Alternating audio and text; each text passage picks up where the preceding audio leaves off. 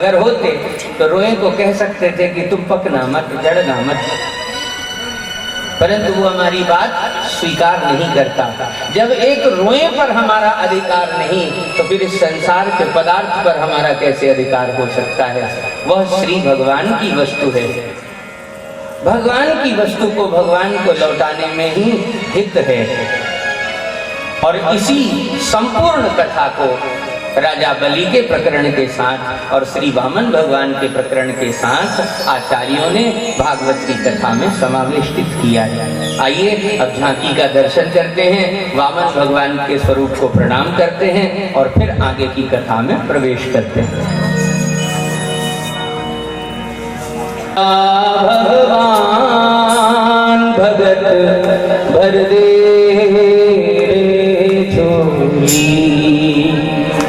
तेरे द्वार खड़ा भगवान भगत भर दे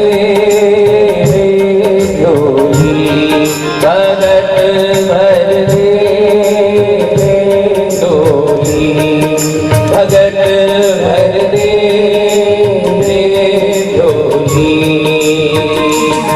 तेरा होगा बड़ा एहसान,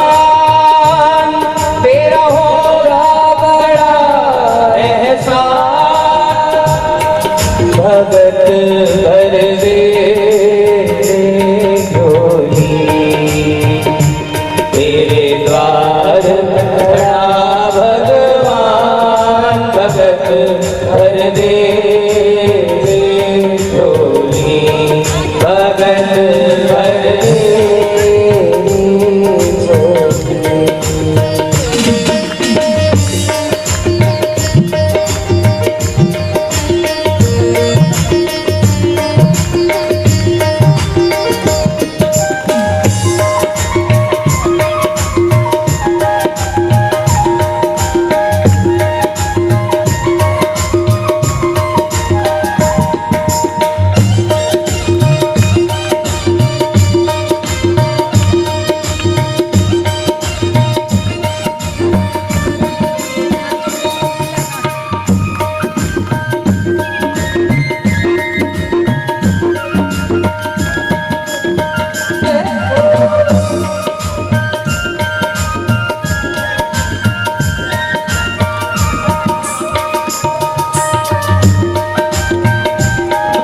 बोलिए वामन भगवान की जय हो।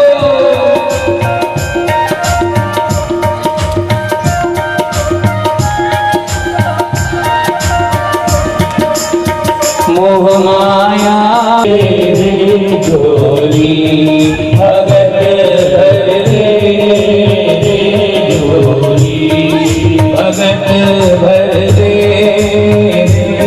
झोली, भगत भर दे झोली।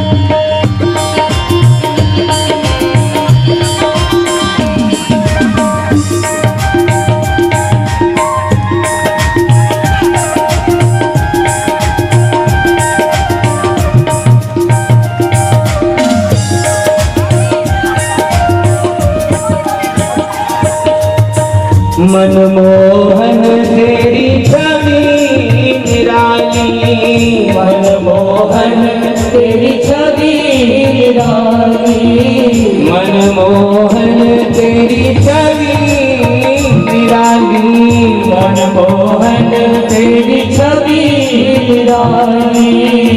देखो अलगे काली काली, देखो अलगे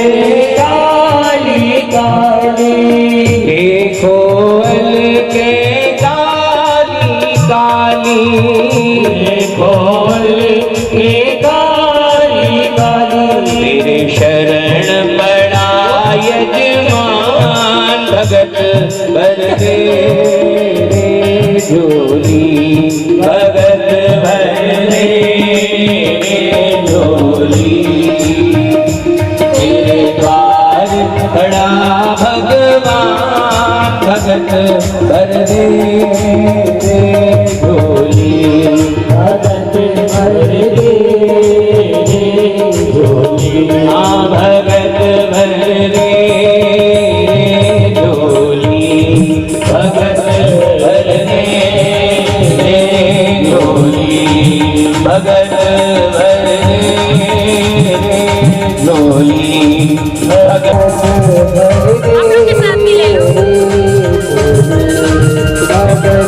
भर दे।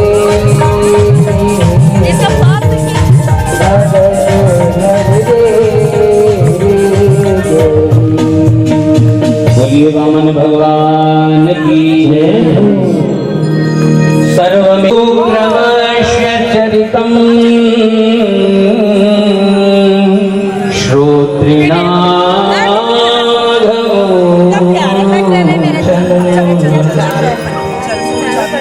जो भी श्रद्धालु इस परम पवित्र चरित्र को सुनते हैं उनके समस्त पाप नष्ट हो जाते हैं। पुराणकार कहते हैं कि हे राजराजेंद्र परीक्षित, समयांतर में मैं तुम्हें एक और हरि की अद्भुत कथा सुनाता हूँ। इस अद्भुत कथा में श्री भगवान ने बड़ा विचित्र रूप धारण किया। कैसा रूप बनाया? भिन्न जीवों के भीतर भी भगवान का स्वरूप स्थापित है। इस विषय को समझाने के लिए श्री भगवान ने एक बार राजा सत्यव्रत को कृतार्थ किया। दक्षिण देश के राजा तर्पण कर रहे थे। तर्पण करते हुए कृतमाला नदी में अचानक उनके हाथ में एक मछली आ गई। एकदा कृतमालायां कुर्वतो, जो बड़ी मछलियां हैं जो मेरा आहार कर लेंगी, तुम मुझे किसी सुरक्षित पात्र में रखो। राजा ने तुरंत उस मछली को कमंडल में धारण किया। भर करके पूछते हैं, महात्मन क्षमा करिए, अभी जिसे मैं क्षुद्र जीव समझ रहा था, देखते ही देखते वह विराट रूप में प्रकट हो गया। कृपा करके अपना वास्तविक परिचय दीजिए। आप कौन हैं, कहाँ से आए हैं, मुझसे क्या चाहते हैं? विशाल नौका जल में तैरने लगे। हयग्रीव का अंत करके भगवान इसी रूप में वेदों को ला करके राजा सत्यव्रत को प्रदान करते हैं। सप्तर्षियों की प्राप्ति होती है। समस्त जीवों को धारण करके वह विशाल नौका प्रलयकालीन जल में हिचकोले खाने लगती है। तब श्री भगवान इस रूप में प्रकट होते हैं। भगवान के शरीर में एक कांटा लगा हुआ है। तब श्री भगवान प्रकट होकर के राजा के बल और बुद्धि की प्रशंसा करते हैं। वरदान देते हैं कि अगले मनवंतर का नाम तुम्हारे ही नाम पर होगा और तुम सूर्य पुत्र श्राद्ध देव मनु के रूप में प्रकट होगे। विवस्वान नाम से कहने लगे। एक बार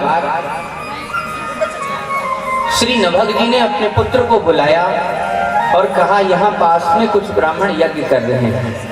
3 मंत्र अशुद्ध बोलते हैं, जिसके कारण उन्हें स्वर्ग की प्राप्ति नहीं हो पा रही।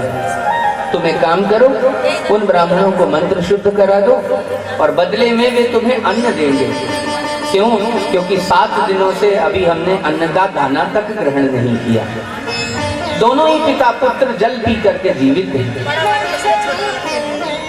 बालक पिता के समझाने के अनुसार ब्राह्मणों के पास गए, 3 मंत्रों को शुद्ध किया और ब्राह्मणों ने प्रसन्न होकर के कहा, हम स्वर्ग जा रहे हैं। ये जो हमारा बचा हुआ पदार्थ है, अन्न है, स्वर्ण है, कलश आदि पात्र हैं, ये सब आज से आपके लिए। जब नाभाग ने सारी वस्तु को समेट लिया तो समेटने के बाद उनसे विनम्रता पूर्वक चलने की तैयारी की। जैसे ही सारे पात्र समेट करके चलना चाहा कि उत्तर दिशा से एक ऋषि आए और उन्होंने अपना त्रिशूल लगा दिया। ठहरो, इस समग्र पात्र पर हमारा अधिकार है, तुम्हारा नहीं। बालक नाभाग ने कहा नहीं, पिताजी ने भी कहा था जो ब्राह्मण देंगे लेकर आना, और ब्राह्मणों ने जाते समय भी कहा है कि यह सब तुम्हारा अधिकार है।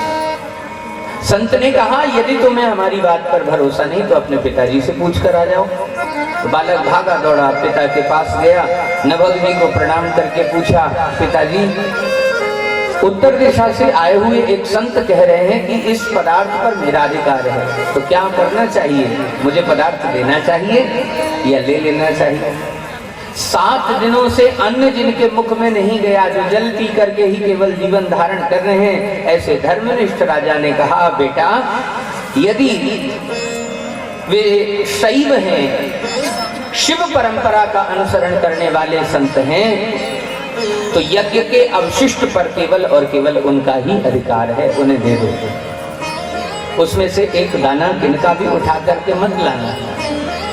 बालक इतने आज्ञाकारी और पितृभक्त की जैसा पिताजी ने पढ़ाया था वैसा ही पाठ पढ़ करके वहां गए और चरणों में प्रणाम किया संत भगवान के।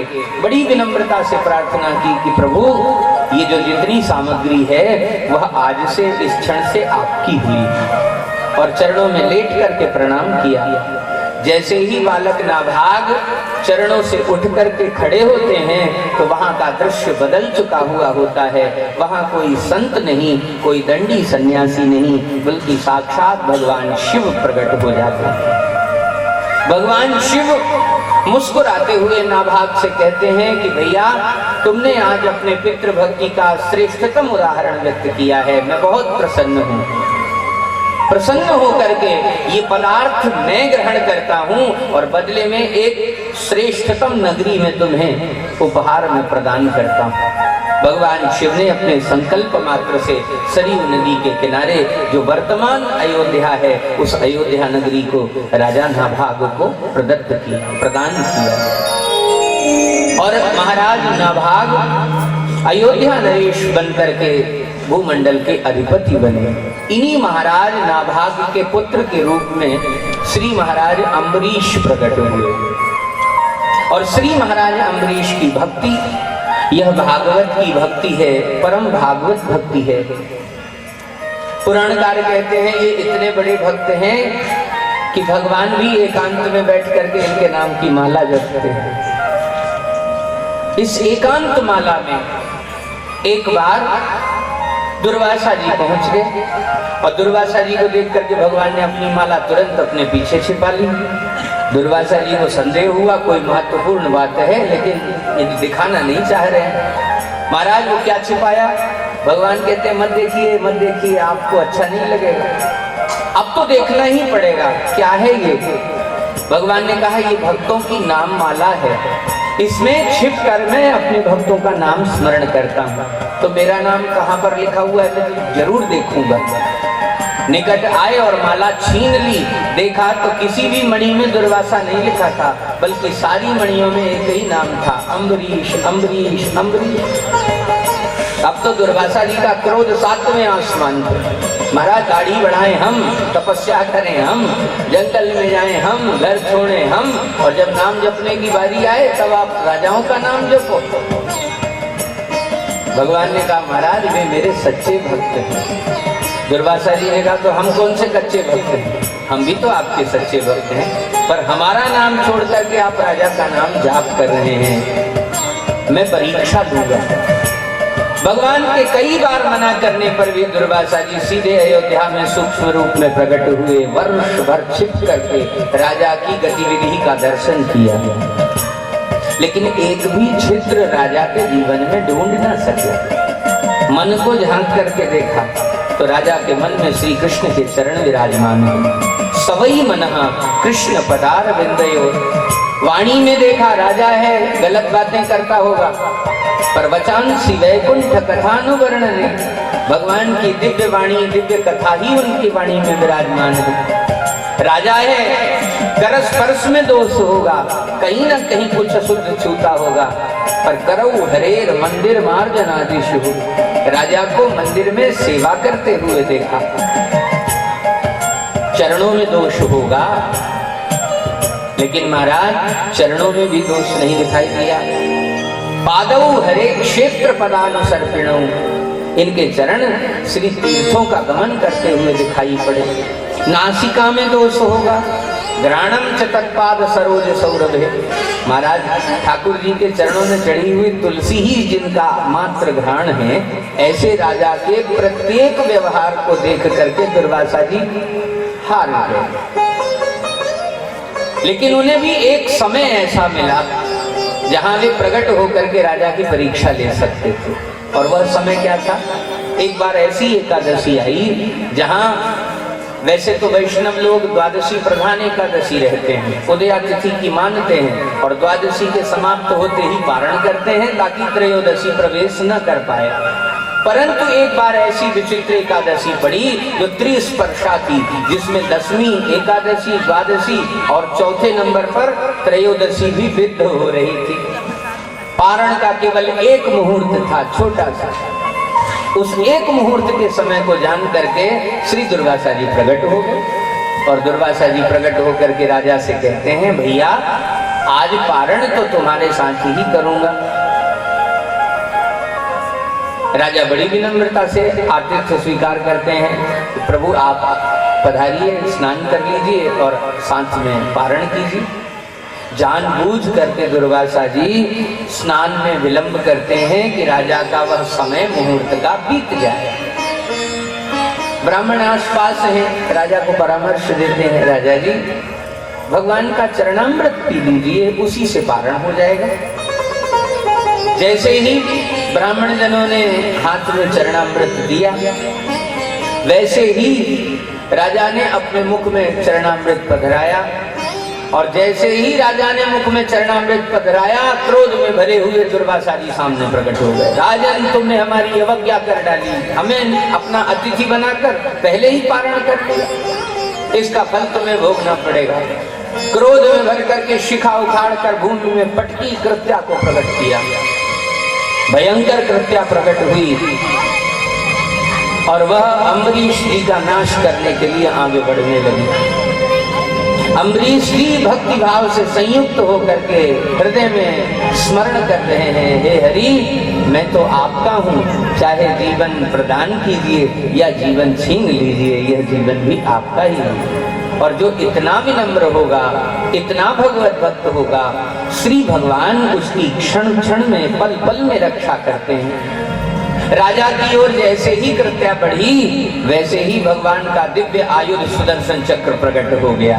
महाराज सुदर्शन चक्र के तेज से कृत्या का नाश हो गया और वह सुदर्शन चक्र दुर्वासा ऋषि के पीछे ही लग गया।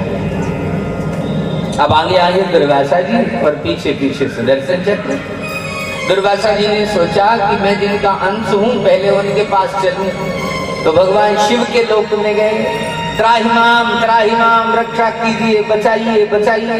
भोले बाबा ने कहा, देखो भाई आप हमारे मित्र का अपमान करके आ रहे हो, इसलिए हम आपकी सहायता नहीं कर सकते। ब्रह्मलोक में गए, प्रभु ब्रह्मा जी मेरी रक्षा कीजिए। बोले ये विधान तो हमने अपने रिकॉर्ड में लिखा ही नहीं, ये तो आपकी अपनी बुद्धि के द्वारा बनाया गया रिकॉर्ड है, इसलिए इसे अब आप ही संभालिए। आपन तेज समारोह आपे। दुर्वासा जी ने सोचा जिसका हथियार है उसी के लोक में चलते हैं, शायद वे बचा ले। तो श्री भगवान वैकुंठनाथ के लोक में आए। त्राहिमाम रक्षा कीजिए, प्रभु बचाइए, अपने हथियार को आज्ञा दीजिए कि ये शांत हो जाए। श्री भगवान हाथ जोड़ करके खड़े हो गए। अहम भक्त पराधीन, क्षमा कीजिए दुर्वासा जी, लेकिन मैं तो अपने भक्तों के सर्वथा अधीन हूँ। मैं भगतन को दास और भगत मेरे मुकुटमणि है। और वैसे भी तो आप अम्बरीश जी की परीक्षा लेने गए थे ना, उनका प्रभाव देखने गए थे, तो आपको प्रभाव पता चल गया कि मेरे भक्त का प्रभाव क्या होता है। प्रभाव दूर से दिखाई देता है।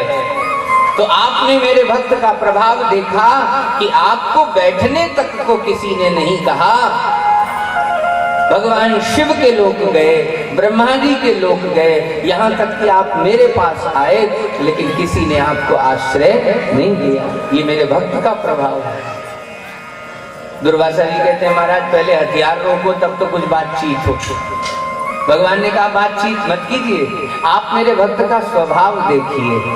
और स्वभाव देखने के लिए व्यक्ति के निकट जाना होता है। इसलिए आप राजा अम्बरीश के पास जाइए। ये सुदर्शन इस समय मेरी भी बात नहीं मानेंगे।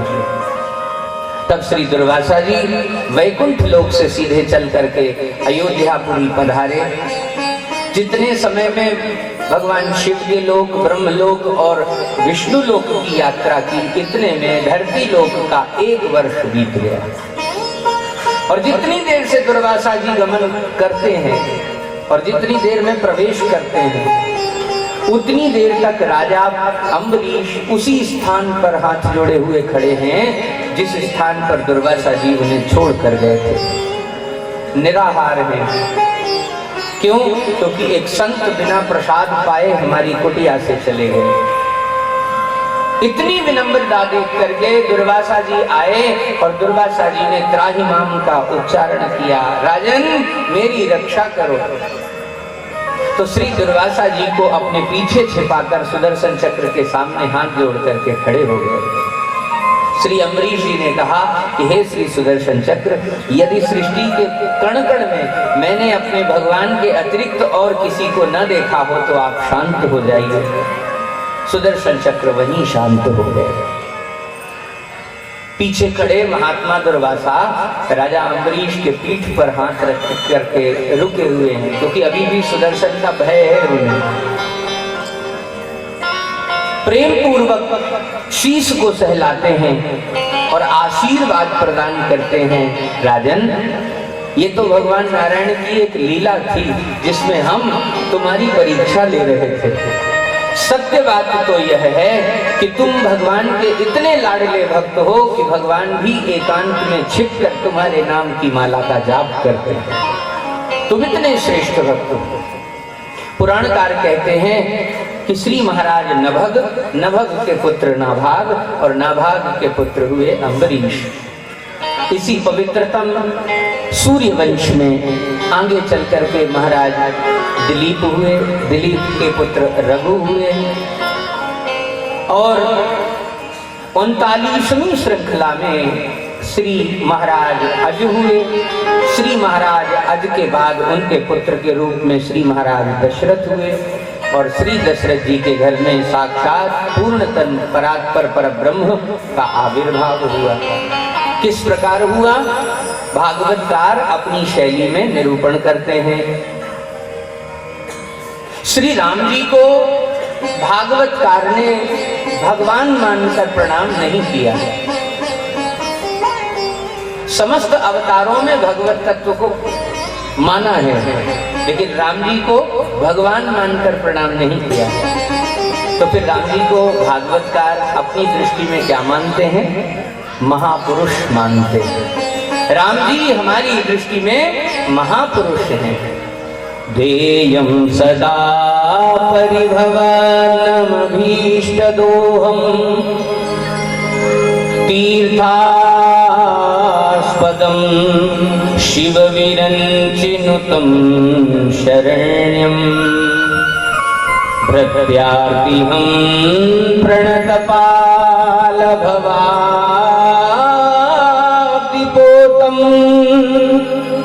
वंदे महापुरुष ते चरणारविंदम।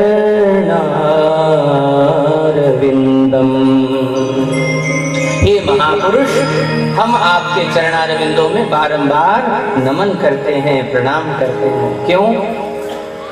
क्योंकि राम जी ने अपने जीवन में कहीं भी भगवत सत्ता का दर्शन नहीं कराया। एक सामान्य बालक की भांति जन्मे, एक सामान्य बालक की भांति अध्ययन किया, एक सामान्य बालक की भांति गुरुदेव की आज्ञा का पालन किया और गुरुदेव की आज्ञा का पालन करने का पुरस्कार यह मिला कि विवाह भी हो गया।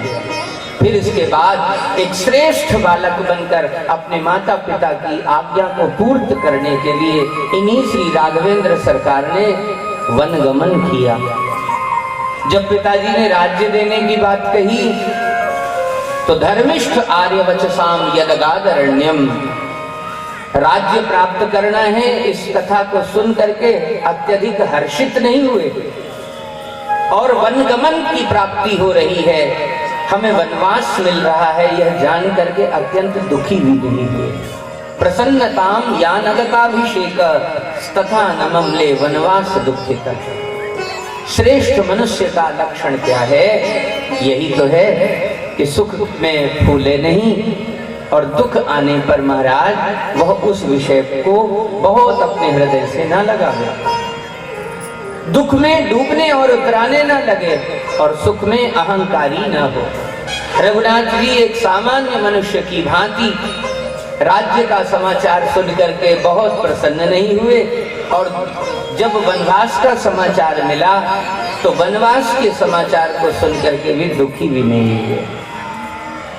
ध्येयं सदा परिभवग्नमभीष्ट दोहम तीर्थास्पदम शिविरंचिनुतम शरण्यम भृत्यार्तिहं प्रणतपाल भवाब्धिपोतम वंदे महापुरुष ते चरणारविंदम त्यक्त्वा सुदुस्त्यज सुरेक्षित राज्य लक्ष्मी। भागवतकार कहते हैं कि अयोध्या का साम्राज्य कोई छोटा मोटा साम्राज्य नहीं था। सुरेक्षित राज्य लक्ष्मी, साक्षात स्वर्ग के अधिपति देवराज इंद्र भी जिस ऐश्वर्य की कामना करते हो ऐसा ऐश्वर्यशाली नगर। धर्मिष्ठ आर्यवचसाम यदवादरण्यम, जो धर्मिष्ठ होकर के माता पिता की आज्ञा को प्राप्त करके वन की यात्रा करते हैं। मायामृगम दयित ये मन्वधावत वंदे महापुरुष ते चरणारविंदम। हम उन महापुरुष के चरणों में वंदन करते हैं जो महाराज कभी कभी लीला के परवश होकर के मायामृग के पीछे भी धनुष उठा करके अकेले ही दौड़ पड़ते हैं, जबकि इन्हें ऐसा करने की आवश्यकता कदापि नहीं। क्यों? क्योंकि ये मायापति हैं, चाहे तो अपनी एक मुस्कुराहट से माया को परास्त कर सकते हैं, पछाड़ सकते हैं, परंतु सामान्य मनुष्य की भांति माया मृगम दयित ये क्षित मन्वधावत, हाथ में धनुष बाण लेकर के माया मृग के पीछे दौड़ते हैं। ऐसे महापुरुष के चरणों में हम बार बार वंदन करते हैं, प्रणाम करते हैं। राम जी की कथा इसलिए आदरणीय नहीं कि महाराज वे भगवान हैं। राम जी की कथा आदरणीय इसलिए है क्योंकि वे सबके हैं, सबके प्रिय, सबके हितकारी। सांप और बिच्छी भी अगर इनका मार्ग में दर्शन करते हैं तो राम जी के मुख को देख करके ये अपनी विषमता भूल जाते हैं। सांप डसना भूल जाता है, बिच्छी डंक मारना भूल जाते हैं। इन्हें ही निरखी मग सांपिन बिच्छी। जब ये सेतु बंधन करने के लिए समुद्र में चलते हैं तो समुद्र के जलीय जंतु भी राम जी का दर्शन करने के लिए फुदक फुदक करके बाहर आते हैं।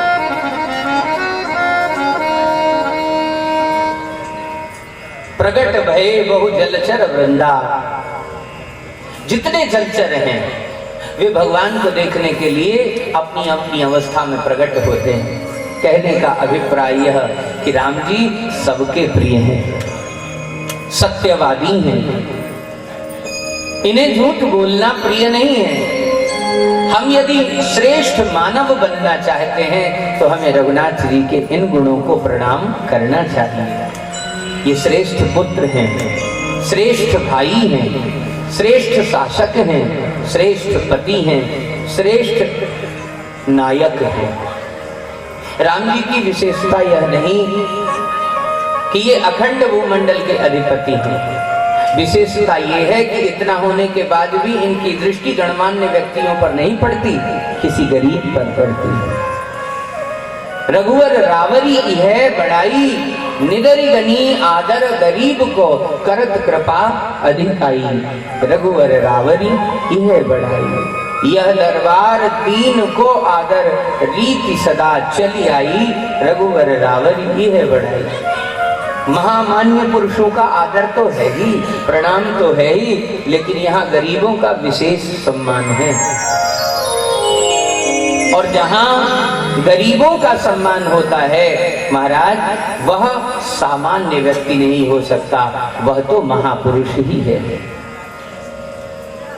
श्री पुराणकार राम कथा को संक्षेपित करते हैं, 2-3 अध्यायों में वर्णन करते हैं और इसमें एक सूत्र प्रदान करते हैं कि गुरुवर्थे व्यक्तराज्यो विचरदनुवनम पद्मपद्भ्याम प्रियाभ्याम पाणिस्पर्शा क्षमाभ्याम मृदतरुज पथो यो हरीन्द्रानुजाभ्याम वैरूप्या शूर्पणख्या प्रिय विरह रुषाम रोपितो यप ब्रजभ्रूः स्त्रस्ताब्दे बद्ध सेतुः खल दल दवनः कौशलेन्द्रो वतान्नः।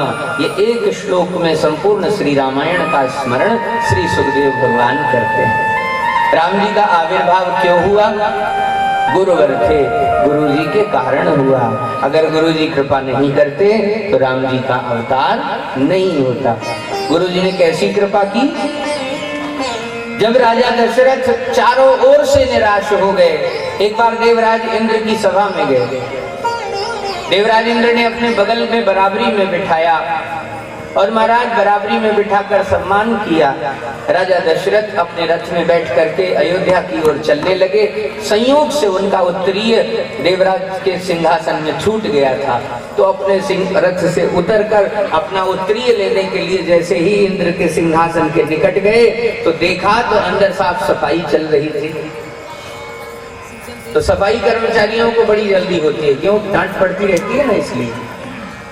तो राजा ने दौड़ करके अपना उत्तरीय उठाया और उत्तरीय उठा करके प्रश्न किया कि भैया यहाँ साफ सफाई क्यों चल रही है? अभी अभी तो हम यहाँ बैठे थे। तो सफाई वाले ने पहचानता तो है नहीं किसी। उसने कहा कि महाराज अभी यहाँ धरती लोक से अयोध्या के नरेश महाराज चक्रवर्ती दशरथ आए थे। वे निष्पुत्र हैं। वे महाराज देवराज के साथ इस सिंहासन में बैठे थे। इस उनके बैठने के कारण ये सिंहासन अपवित्र हो गया, इसलिए हमें स्वच्छ करना पड़ रहा है। ये बात श्री महाराज को बहुत खल गई और उसी दुख के साथ, उसी पीड़ा के साथ आज दशरथ जी ने अपना रथ अयोध्या में अपने राज महल में नहीं उतारा, बल्कि अपने सिंहासन को, अपने रथ को साथ लेकर के गुरुदेव की कुटिया में पहुंच गए। गुरुदेव बड़ा कष्ट है।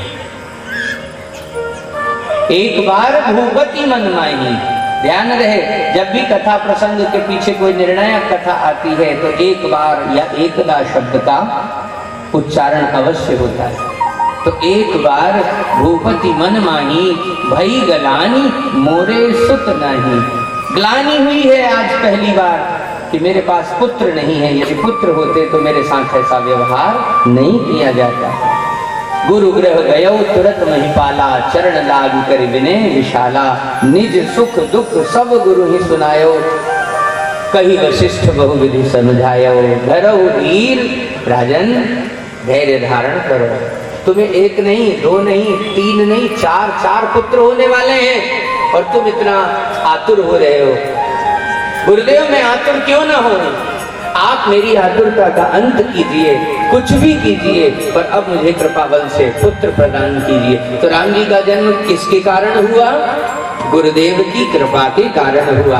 और तब गुरुदेव भगवान ने श्रृंगी ऋषि को बुलाया, पुत्रेष्टिकाम यज्ञ कराया और पुत्रेष्टिकाम यज्ञ कराने से अग्नि देवता हाथ में पायस पात्र लेकर के प्रकट हुए। उस पायस पात्र के प्रसाद को राजा ने ग्रहण किया और तीनों रानियों में वितरण किया। भावना में बह करके आधा प्रसाद कौशल्या जी को दिया, आधा प्रसाद कैकेयी जी को दिया और देने के लिए अब कुछ बचा नहीं तो खाली कटोरा सुमित्रा जी के हाथ में धर दिया। कौशल्या जी ने देखा कि छोटी बहन को तो कुछ मिला नहीं, तो आधा पदार्थ अपना ग्रहण कराया और आधा कैकेयी का पदार्थ सुमित्रा जी को ग्रहण कराया। कुल मिलाकर के उस आधे भाग में से भी आधा हिस्सा सुमित्रा जी को प्राप्त हुआ और तीनों रानियां गर्भवती हुई। सुंदर प्रकृति अपने आप को सजाने लगी, सरयू स्वच्छ होने लगी, अमराइयों में आम की बौरें आने लगी। चारों ओर प्रकृति ने अपना श्रृंगार प्रारंभ कर दिया और अंत तो गत्वा चैत्र का महीना आ गया, नवमी की तिथि आ गई। सूर्य नारायण अपना रथ लेकर के मध्य भाग दिन में अवस्थित हो गए, प्रकाश की व्यवस्था कमजोर न होने पाए। और तब कौशल्या जी के महल में ठीक 12 बजे दोपहर में मध्य दिवस अति शीत नघामा, पावन काल लोक विश्रामा, तब श्री भगवान का मंगल में प्राकट्य हुआ।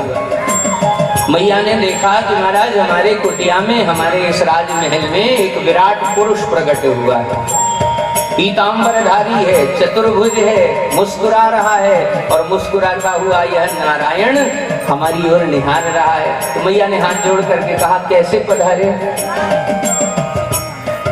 भगवान ने कहा, आपने बुलाया है इसीलिए तो हम आए हैं। तो सरकार आपके आने का प्रयोजन क्या है? भगवान ने कहा, आपके पुत्र बनकर आए हैं। तो मैया जोर से खिलखिला करके हंसने लगी। कौशल्या मैया ने कहा कि इस रूप में तो आप पुत्र कहीं से भी दिखाई नहीं दे रहे हैं। महाराज इतना लंबा चौड़ा 4 हाथ वाला किसी का पुत्र होता? अगर अयोध्या वासियों को खबर लग गई तो नारियल अगरबत्ती लेके दौड़ने लगेंगे। इसलिए सावधान, पुत्र ऐसा नहीं होता। तो भगवान ने हाथ जोड़ करके कहा, माँ आप ही बता दीजिए कि पुत्र कैसा होता है। बोले पहले तो ये तो 2 भुजाएं ज्यादा लगा कर आए हो ना, इसे गायब करो। तुरंत 2 भुजाएं अंतर्हित हो गई और 2 भुज वाले बन गए। बोले अब ये जो इतना लंबा चौड़ा शरीर है इसे भी कम करो और जितना मेरी गोद उठा सके उतने लाला बन जाओ। पीतांबर धारण करके नन्हे से भगवान गोद में आ गए और खिलखिला करके हंसने लगे। कौशल्या मैया ने कहा, बेटा संसार में जो बालक जन्मता है वह हंसता नहीं है, वह रोता है, तो आप भी रो। भगवान ने कहा, क्यों? रोना अनिवार्य है। कौशल्या मैया ने मुस्कुरा करके कहा, बेटा तुम पहली बार मानव बन रहे हो और रोने का महत्व यदि मानव नहीं समझेगा तो कौन समझेगा? ये रोना सामान्य नहीं है। जो व्यक्ति कारुणिक होता है, सहज होता है, सरल होता है, उसी की आंखों में जल होता है। तुम भी सजल बनो, सरल बनो और अपने साधकों के लिए सबल बनो। सरल सबल साहिब रघुराजू, गई बहोरी गरीब निवाजू। रघुनाथ जी ने इस सिद्धांत को मैया के द्वारा स्वीकार कर लिया और प्रेम पूर्वक नन्हे से गोदी के बालक बन करके रोना प्रारंभ किया।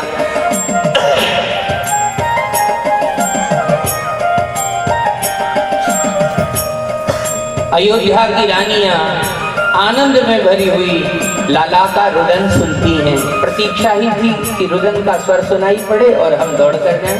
तो सुन शिशु रुदन परम प्रिय वाणी, संभ्रम चली आई सब रानी। सारी रानियां वहां पर एकत्रित हो गई और दौड़कर दासियों ने महाराज दशरथ को शुभ सूचना दी कि आपके घर में लाला का आविर्भाव हो गया है। राजा का हृदय परमानंद में भर गया। महाराज कहाँ है बाजे वाले? बुलाओ बाजे वालों को। परमानंद पूरी मन राजा, कहा बुलाई बजा बहु बाजा। ओ महाराज दशरथ जी के आंगन में बाजे बज रहे हैं, कौशल्या जी के आंगन में जय जय घोष हो रहा है। और कुछ मुहूर्त बीते ही कि कैकेयी जी के कक्ष से भी किलकारी प्रकट हुई और कुछ मुहूर्त बाद सुमित्रा जी के कक्ष से किलकारी प्रकट हुई। और इस प्रकार श्री महाराज दशरथ को 1 नहीं, 2 नहीं, 3 भी नहीं, 4 राजकुमारों की प्राप्ति गुरुदेव की कृपा प्रसाद से हुआ है। अब आइए हम और आप राम जी की एक बधाई गा लें। बधाई हो रामा, अवध नगर में बाजत अनंत बधाई हो रामा, अवध नगर में, अवध नगर में, अवध नगर में, अवध नगर में, अवध नगर में, अवध नगर में, अवध नगर में, अवध नगर में, अवध नगर में बाजत आनंद बधाई हो रामा, अवध नगर में बाजत आनंद बधाई हो रामा, अवध नगर में। बधाई हो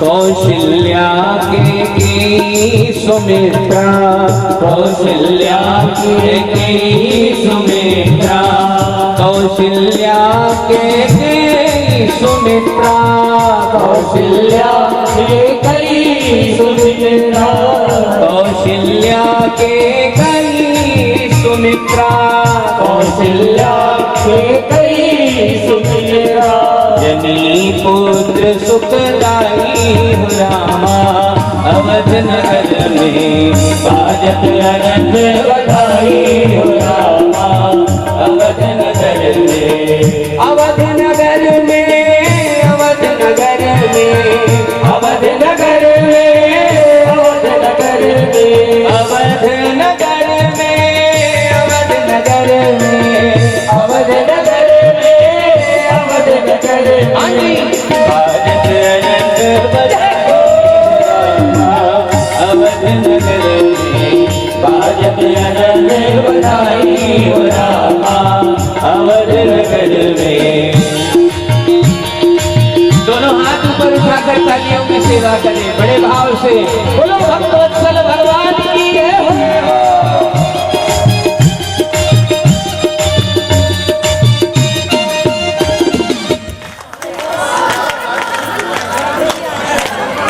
अवध नगर में बाजत अनंत बधाई हो रामा, अवध नगर में, ओ अवध नगर में, अवध नगर में, अवध नगर में, अवध नगर में, अवध नगर में, अवध नगर में, अवध नगर में, अवध नगर में, हाँ जी, बाजत अनंत बधाई हो रामा, अवध नगर में, बाजत अनंत बधाई हो रामा, अवध नगर में। बोलो अयोध्यानाथ की जय हो। राज्यों विचरजनवनम पद्मपत्या प्रियाभ्याम। पुराणकार कहते हैं कि प्रेम और आनंद में भरे हुए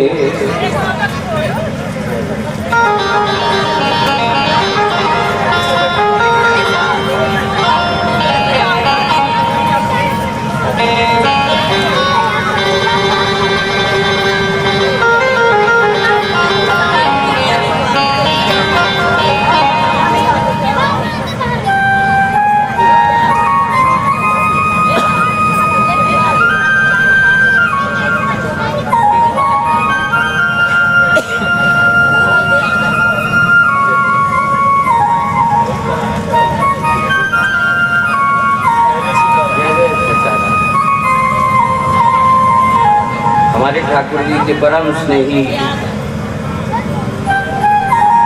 भैया पधारे बहुत दिनों के बाद।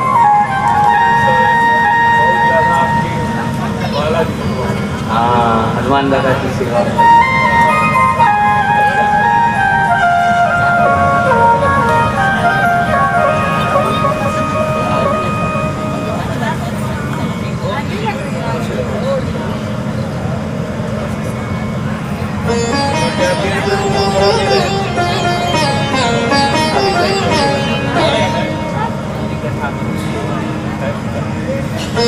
श्री वृंदावन बिहारी लाल की जय हो। परम सौभाग्य है हमारा, गुरुजनों का आशीर्वाद मिले, स्नेही जनों का दर्शन हो तो कथा अपने आप प्रकट हो जाती है। यस्यामलं नृपसदस्य यशोधुनापि गायन्त्यघन्नमृषयो दिग्भेन्दुपट्टं तन्नाकपाल वसुपाल किरीटजुष्टं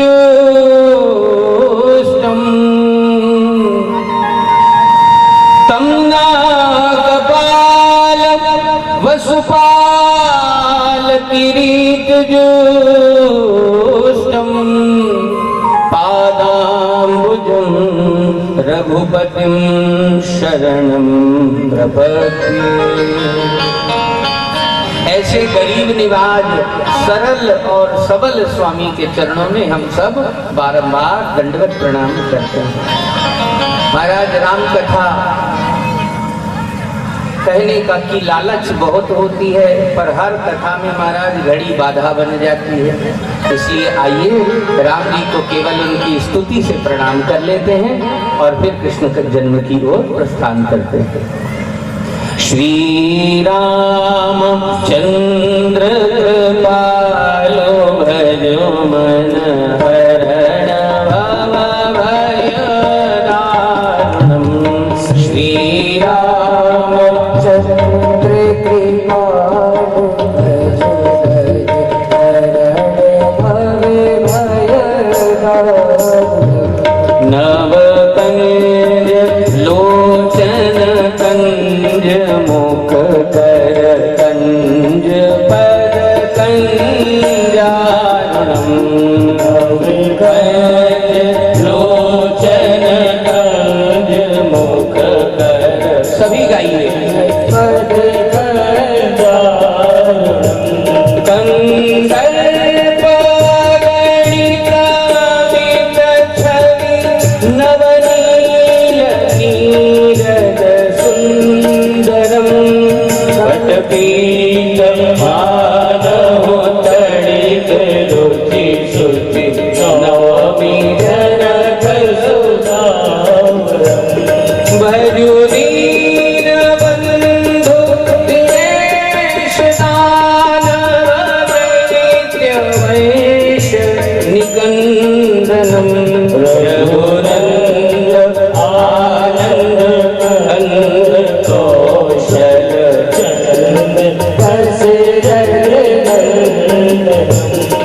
सिर मुकुट कुंडल तिलक चारु उदार अंग विभूषणम्।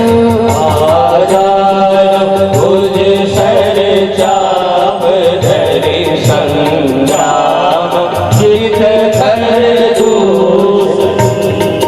दीवारती तुलसी दास शंकर शेष मुनि मन रंजनम्। मम हृदय निवास गुरु सामादि सल जल दर्शनम्। श्री रामचंद्र कृपालु भजो मन हरण भव भय दारुणम्। श्री रामचंद्र कृपालु भजो मन हरण भव भय दारुणम्। श्री रामचंद्र कृपालु भजो मन हरण भव भय दारुणम्। हरण भव भय दारुणम्। हरण भव भय दारुणम्।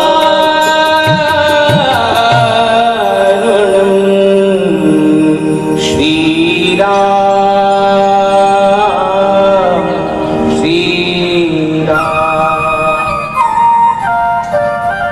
अथातः श्रूयतां राजन् वंशः सोमस्य पावनः।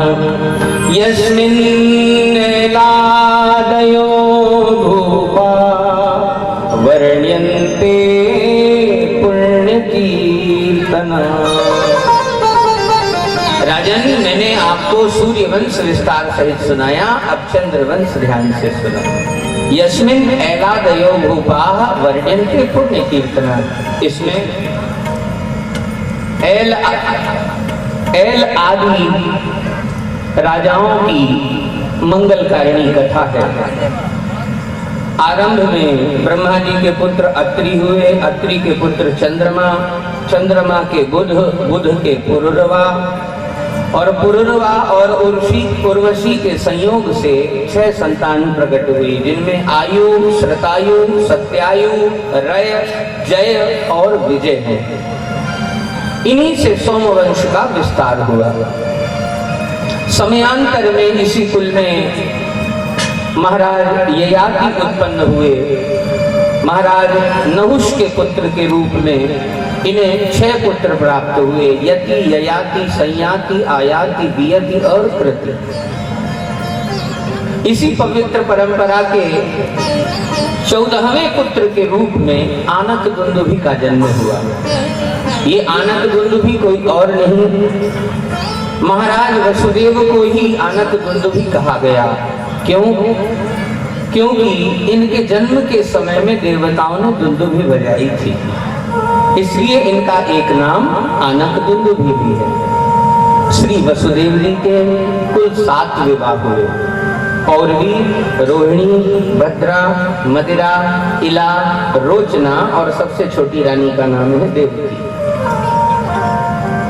देवकी जी के गर्भ की जो 7वीं संतान है वह कर्षित करके रोहिणी जी के गर्भ में स्थापित कर दी गई।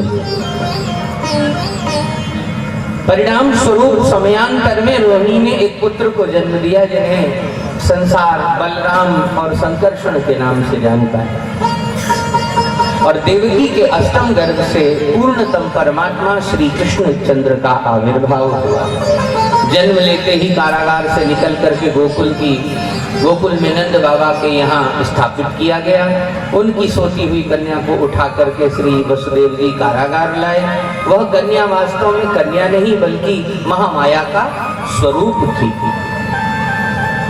13 वर्ष 6 महीने ब्रज वृंदावन में इन्हीं श्याम सुंदर ने लीला की। इसके बाद प्रेम आमंत्रण को स्वीकार करके कंस का वध किया और मथुरा में श्री उग्रसेन जी के दंडधर बनकर के वहां की न्याय स्थापना की। फिर माता पिता के आग्रह पर सांदीपनि मुनि के आश्रम में जाके विद्या अध्ययन किया।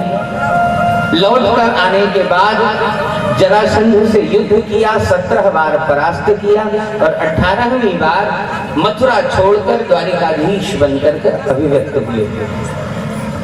16,108 रानियों से विवाह किया, यदुकुल की परंपरा को सुदीर्घ किया। और पुराणकार कहते हैं कि महाराज अंत तो गत्वा 125 वर्ष की आयु को पूर्ण करके पांडवों को राज्य दिलाकर श्री भगवान ने अपनी लीला का संवर्ण कर दिया। तो राजन, इस प्रकार से मैंने आपको सूर्यवंश चंद्रवंश दोनों की कथा सुना दी। अब आपको और क्या सुनना है? राजा परीक्षित तो महाराज चक्कर खा करके वहीं गिर गए। प्रभु, असली कथा जब आई तब आपने समास विधि का वर्णन करके उसे बिल्कुल छोटा बना दिया। क्यों सुनना चाहते हो श्री कृष्ण का चरित्र? परीक्षित जी कहते हैं इसलिए क्योंकि मेरे और उनके अनेकानेक संबंध हैं। पहली बात तो मैं भक्त हूँ, वे भगवान हैं। दूसरा कि एक माँ के गर्भ में रहने वाले 2 बालक आपस में भाई भाई कहे जाते हैं। तो उत्तरा के गर्भ से मैंने भी जन्म लिया और कुछ समय के लिए ही सही, लेकिन भगवान ने भी मेरी माँ के गर्भ में प्रवेश किया। इस नाते से वे मेरे भाई भी हैं। मेरे दादा श्री अर्जुन के परम घनिष्ठ मित्र हैं, सखा हैं, सारथी हैं। मेरे उनसे बहुत से संबंध हैं। श्री सुखदेव भगवान ने कहा तो क्या सुनना चाहते हो? तब बुद्धिमत्ता से श्री राजराजेंद्र परीक्षित ने 4 प्रश्न किए। पहला प्रश्न, रोहिण्यास्तनयः प्रोक्तो रामः संकर्षणस्त्वया।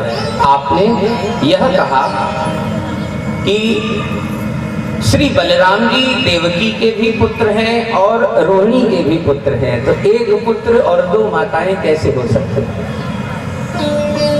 दूसरा प्रश्न, कस्मान मुकुंदो भगवान गृहम त्यक्त्वा वनम गतः। भगवान अपना घर छोड़ करके वृंदावन क्यों गए? गोकुल छोड़ करके वृंदावन क्यों गए? तीसरा प्रश्न, मातरुद्धात कर्हणम। सबके मामा आदरणीय होते हैं, तो भगवान ने अपने ही माँ आदरणीय मामा का अंत क्यों किया? और चौथा प्रश्न, पत्न्यः कत्य भवन प्रभो। भगवान के विवाह कितने और किस प्रकार हुए, विस्तार सहित सुनाइए। इन 4 प्रश्नों में ही श्री राजराजेंद्र परीक्षित ने संपूर्ण श्री कृष्ण चरित्र पूछ लिया है। सुखदेव भगवान प्रसन्नता व्यक्त करते हैं और कहते हैं राजन 4 दिन हो गए, कुछ खाया पिया नहीं है, तो पहले कुछ बाल भोग कर लो, नाश्ता कर लो।